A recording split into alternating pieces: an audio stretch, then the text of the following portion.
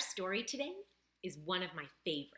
It's called The Great Kapok Tree, a tale of the Amazon rainforest by Lynn Cherry.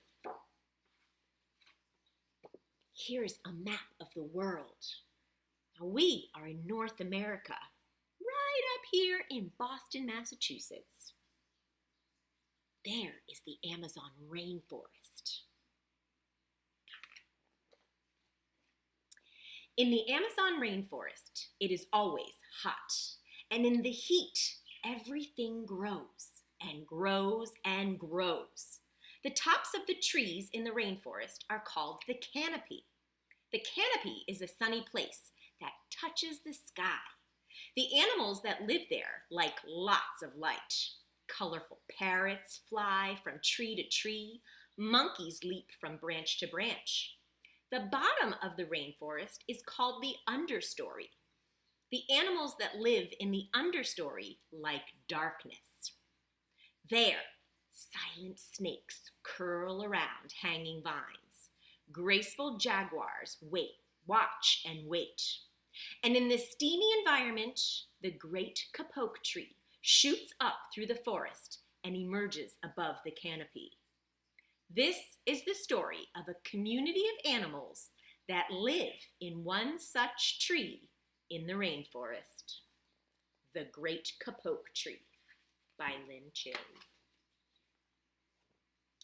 Two men walk into the rainforest. Moments before, the forest had been alive with the sound of squawking birds and howling monkeys. Now, all was quiet as the creatures watched the two men and wondered why they had come.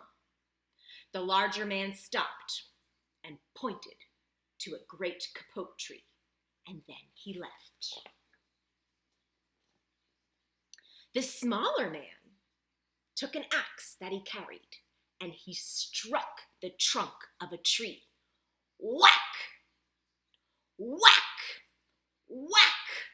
The sounds of the blows rang through the forest. The wood of the tree was very hard.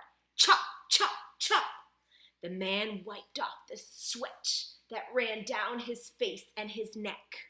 Whack, chop, whack, chop. Soon the man grew tired, and he sat down to rest at the foot of the great kapok tree. Before he knew it, in the heat and the hum of the forest, had lulled him to sleep.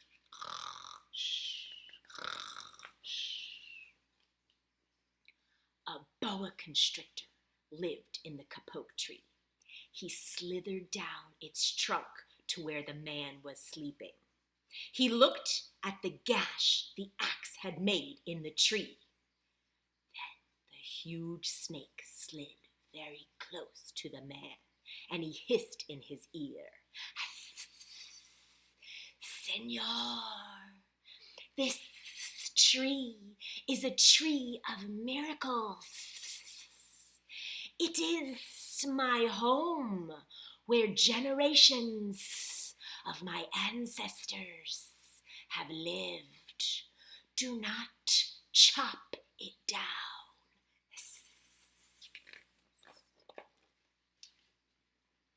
A bee buzzed in the sleeping man's ear. Bzzz, "Senor, zzz, my hive is in this kapok tree. Bzzz, and I fly from tree to tree. Bzzz, and flower to flower collecting pollen. Bzzz. In this way, I pollinate the trees and flowers throughout the rainforest. You see, all living things depend on one another. Bzzz. A troop of monkeys scampered down from the canopy of the kapok tree. They chattered to the sleeping man.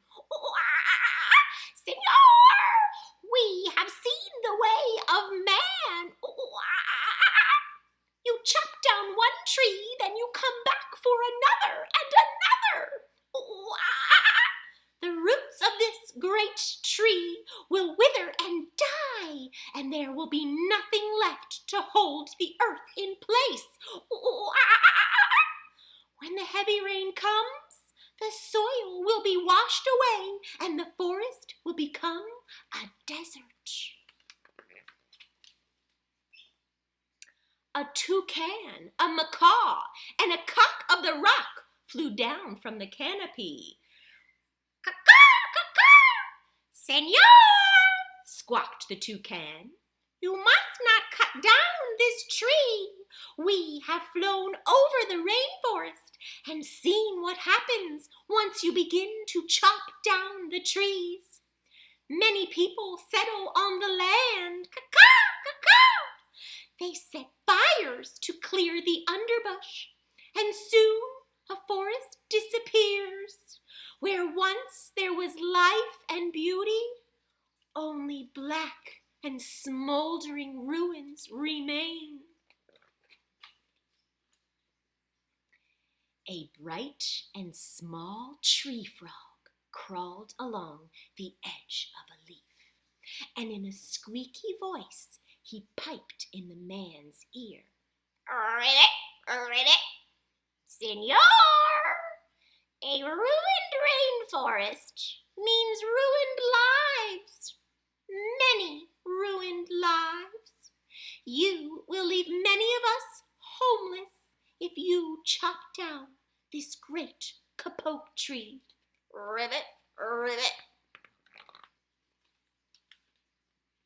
A jaguar had been sleeping along a branch in the middle of a tree.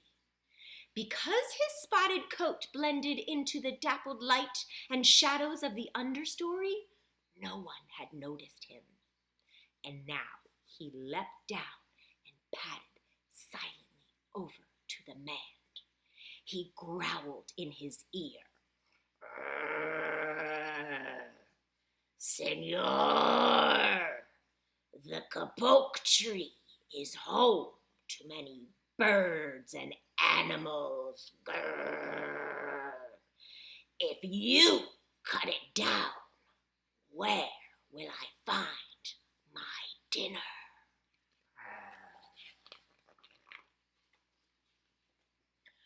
Four tree porcupines swung down from branch to branch and whispered in the man's ear. "Senor, do you know what we animals and humans need in order to live? Oxygen. And senor, do you know what trees produce? Oxygen. If you cut down the forest, you will destroy that which gives us life." Several anteaters climbed down the kapok tree, with their young clinging to their backs. The unstriped anteater said to the sleeping man, "Senor, you are chopping down this tree with no thought for the future. And surely you know what happens tomorrow depends on what you do today. The big man tells you to chop down a beautiful tree. He does not think about his own children, who tomorrow must live in a world without trees." A three-toed sloth had begun climbing down from the canopy when the men first appeared. Only now did she reach the ground. Plodding ever so slowly over to the sleeping man, she spoke in her deep and lazy voice. "Senor, how much is beauty worth? Can you live without it? If you destroy beauty of the rainforest, on what would you feast your eyes? A child from the Yanomamo tribe who lived in the rainforest knelt over the sleeping man. He murmured in his ear, "Señor, when you awake, please look upon us with new eyes." The man awoke with a start. Before him stood the rainforest child, and all around him, staring, were the creatures who depend upon the great kapok tree. What wondrous and rare animals they were! Could you imagine waking up to all these animals staring at you? Wow! The man looked about and saw the sun streaming through the canopy. Spots of bright light glowed like jewels amidst the dark green forest. Strange and beautiful plants seemed to dangle in the air, suspended by the great kapok tree. The man smelled the fragrant perfume of their flowers. He felt the steamy mist rising from the forest floor, but he heard no sound, for the creatures were strangely quiet. The man stood and picked up his axe. He swung back his arm as though to strike the tree. Suddenly, he stopped. He turned and looked at the animals and the child. What do you think he's going to do?